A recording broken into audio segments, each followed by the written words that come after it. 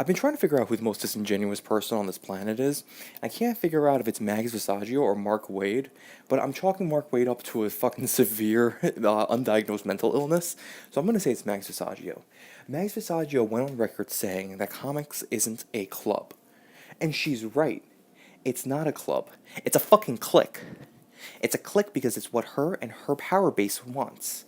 Mags Vissagio is so disingenuous. She is single-handedly the judge, jury, and executioner of who gets in the club and who gets out.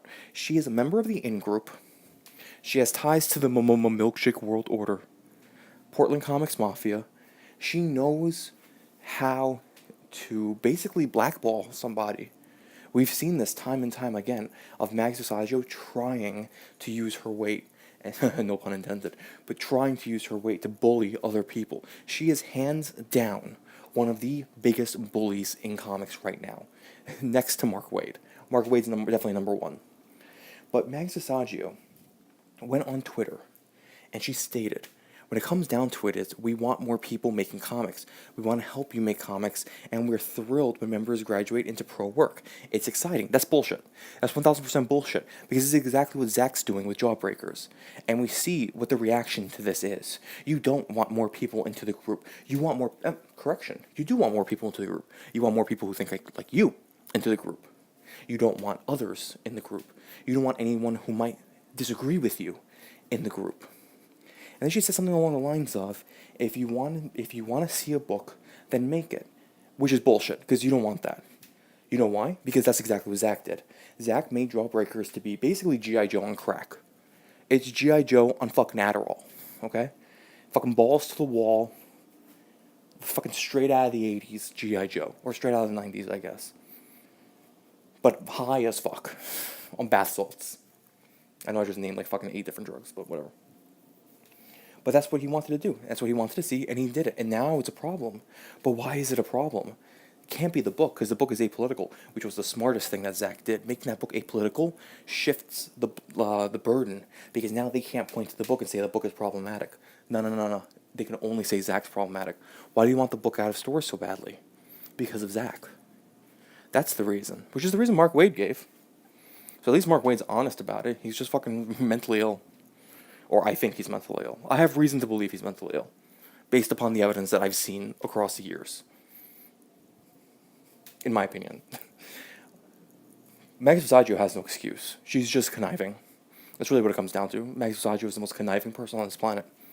Which, I mean, she was able to parlay herself into this job. She basically fooled everybody into thinking she was a good writer. She's a shit writer. She's horrible. Well, I think the last thing I read from her was Venomverse. Edge of the Venomverse. She did one of the stories. I think she did the Black Panther story. No, she didn't. I'm sorry. She didn't do the Black Panther story. She did the Captain Marvel and the Rocket Raccoon story. Both those stories made me want to kill myself, so they both sucked.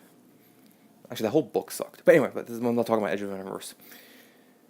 But she was able to parlay herself into this position where she's basically the token trans person who goes from company to company getting jobs based solely on the fact that she's trans. She's not a superstar writer. Remember when IDW tried to say she was a fucking superstar writer? She kills intellectual properties. And she's just overall bad at her job. Why would you keep hiring somebody who's bad at their job? You know why?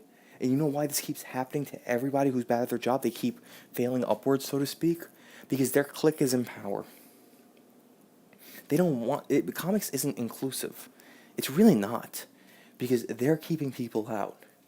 And the best thing is that Zach is showing them all up right now.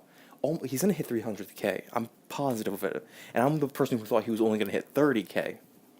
But he's going to hit 300K at a certain point. And he's going to show them, without any media coverage, I don't need you guys. I don't need your club. And this is great for everybody else, because now other people can see that you don't have to bend the knee to them in order to do what you want to do. You can just go out and do it. And that's amazing. And that scares them. That's why they're freaking out right now. That's why they're up in arms. They are scared. They're scared because they're losing power. It's always about power. If there's one thing about my channel that I want to get across to you, it's that all of this is about power. and they're losing it, and that scares them. And here's the problem. Because there's that quote, absolute power corrupts absolutely. That's fine. But there's something else you need to know about power. Those in power will do whatever it takes to retain it. They don't want to go back to the way it used to be. Because they don't want to go back to a meritocracy. Because in the end, they're not good at their jobs. So what's going to happen to them? They're going to be tossed by the wayside, while others who are more well-suited for the positions and who deserve the positions get them. In a meritocracy, you think Mags Vissagio would rise to the top? Maybe. Maybe she'd get better. Maybe she'd push herself to do well. I doubt it. Maybe. But as of right now, no. Anyway, let me know what you guys think. Like, share, and subscribe. You can follow me at Trajan Channel. I'll catch you guys later.